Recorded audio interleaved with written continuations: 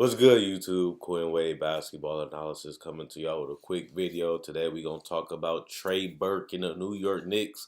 This was a guy that everybody in the league gave up on coming into the season. He was not on the roster after the free agent season had went past. I remember going back in the day, Trey Burke got so many awards for being a great player in high school and college.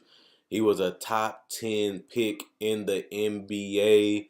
Even a guy like Jalen Rose kept giving him so much praise, saying he's underrated. He's a guy that can take over. He looks good, and he's going to figure it all out. Sadly, that's not reality of what happened to Trey Burke's career. He ended up getting drafted ninth overall by Minnesota, ended up getting traded to Utah. In Utah, out of 70 games he played, he started 68 of them, but he shot very bad. He couldn't create shots often for himself. He couldn't get his jump shot off. When he was in high school and in college, he was one of the best mid-range to three-point shooters in those leagues. And he showed promise that he can create his own shot, even in the NBA, but he did not do it consistently, and it wasn't a weapon for him in the NBA compared to NCAA and high school. His jump shot just wasn't quick enough. He wasn't fast enough. He didn't have the body. He didn't have the athleticism to create his own shot, to knock down shots quickly. He didn't have the release, and he just struggled to get to the basket. He struggled to get his jump shot off, and they had been patient with him in Utah. Obviously allowing him to start majority of the games as a growing pain. Yeah, he'll get better. Yeah, he'll push through it. And he'll be fine. Obviously, that never happened, but he still had a solid rookie year, showing a little bit of promise that season that he can potentially be a star. He can potentially be a good pick at 9, and he showed it with 12.8 points a game, 5 assists, 3 rebounds, 90% from the free throw line, 33 from 3, and a bad 38%. But like I said, he struggled knocking down shots and creating his own shots. And that hurt him. That was the detriment to his career, was he couldn't create enough shots to make a big difference. Obviously, going into his sophomore year, they had high expectations for this guy. They thought the guy would play even better. Out of 76 games that he played, he started only 43 of them, but he put up the same numbers, and his numbers have all fell across the board besides his points. He averaged 12.8 points a game. He still gave you a good 4 assists in the 30 minutes that he played with 12 points, but he shot worse from the free throw, and he got more attempts, but he shot worse from the free throw line. He shot worse from the three-point line, and he shot worse from the field. His third season, you can't really count that because he was in and out of the lineup, playing only 64 games. At this point, they already tried to replace him and find somebody else, but he was able to put up 10 points on 81% from the free throw line, 34 from 3, 41 from the field, 1 rebound, and 2.3 assists.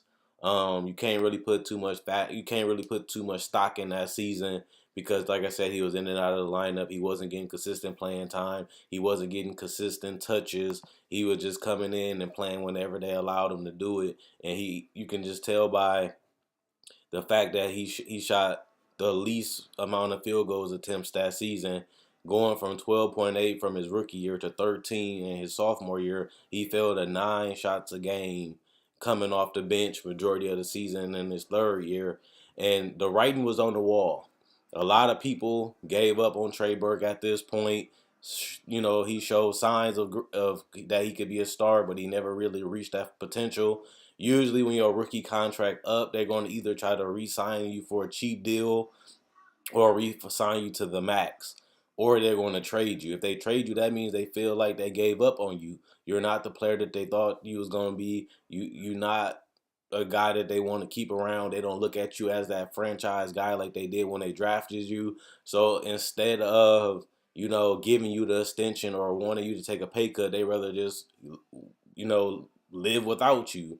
So instead of Trey Burke getting that long-term commitment, they basically gave him away to the Washington Wizards, a team that did need a player like him because they was weak at the point guard position on the bench. Even though they had a solid backup, they needed some more help, especially because Trey Burke is a perimeter player. He could have added some shooting at that point guard position, and knocked down some threes and some mid range. He didn't really work out in Washington.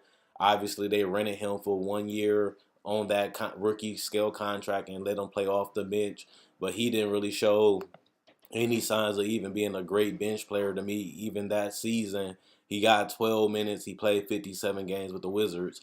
He shot 45% from the field and 44 from three, but you can't put too much stock in that because he only played 12 minutes. He was inconsistent in getting minutes some games, and 45% from the field and 44% from three are career highs, but you got to factor in that he only shot 4 shots a game and 1.2 free throws a game. 1.2 3 points a game. Um, yeah, he didn't really. He struggled that year too, and only averaged 5 points a game and 1.8 assists. This is a new Trey Burke in New York.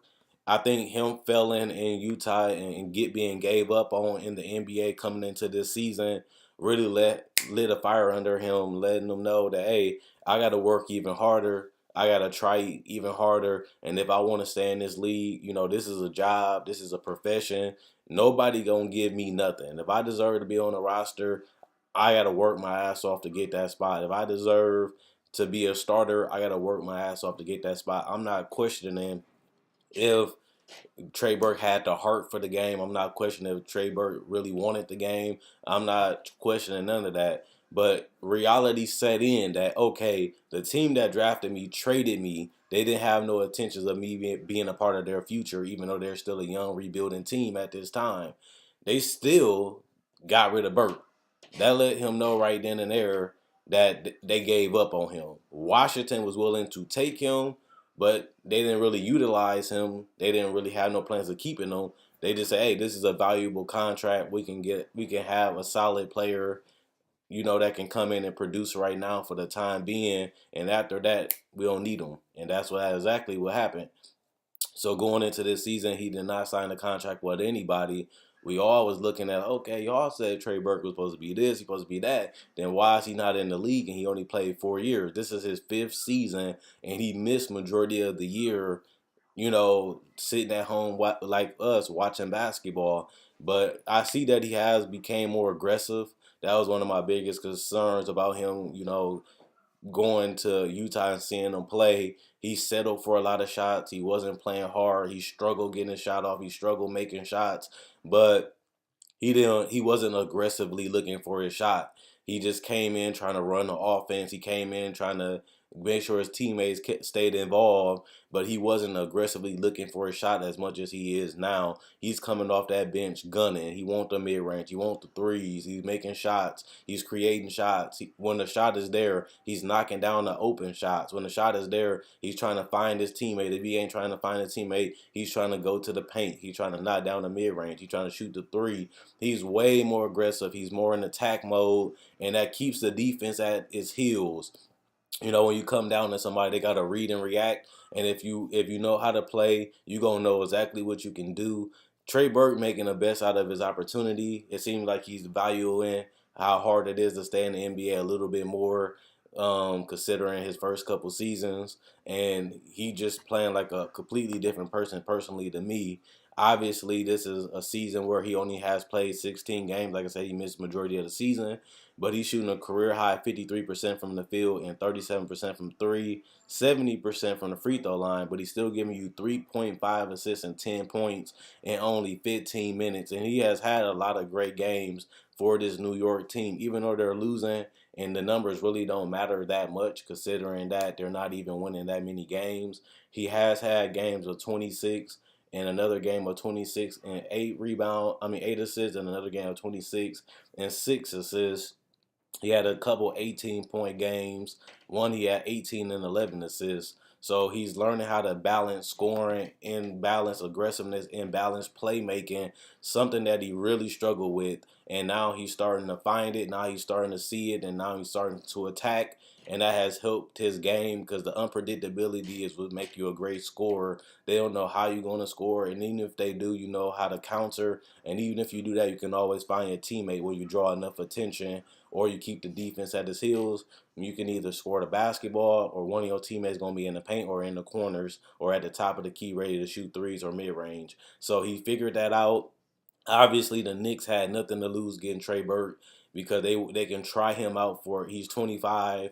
They can try him out, see what he can offer, see what he can do. You never know how the person really is until you meet him. Now they know how he works. Now they know how he practices. Now they know how much he wants it because he is on the roster and they can see that in person. That's something that you can't say for every player in the league. Some teams guess how a player going to be. Some people want to know how they're going to be. But when you actually get the person on your roster, you get to see the person in their true self. And now we're seeing a real Trey Burke, and so is the Knicks. I'm not saying that the Knicks going to keep him long term.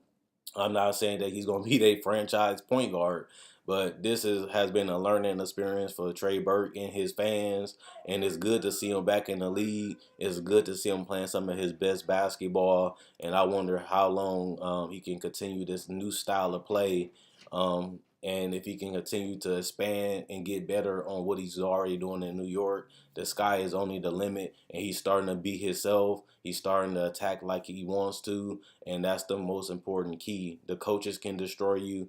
The team and organization can hurt you. He went to a team that allowed him to be himself, allowed him to play his game, and is working dividends for them. Let me know what you guys think about Trey Burke. Do you think he can be a starter? Do you think he can be a franchise player? Do you think teams should give up on him? Do you think he's a buzz? Do you think he's going to be a journeyman going from team to team to team, trying to stay on a roster and stay in the NBA? Or do you think he has found a home in New York? Check out my website, analysisplayground.com. Link will be in the description in the comment section below. Check out my Facebook page, analysisplayground.com. Link will be in the description in the comment section below. Quinn Wade Basketball Analysis. I'm gone.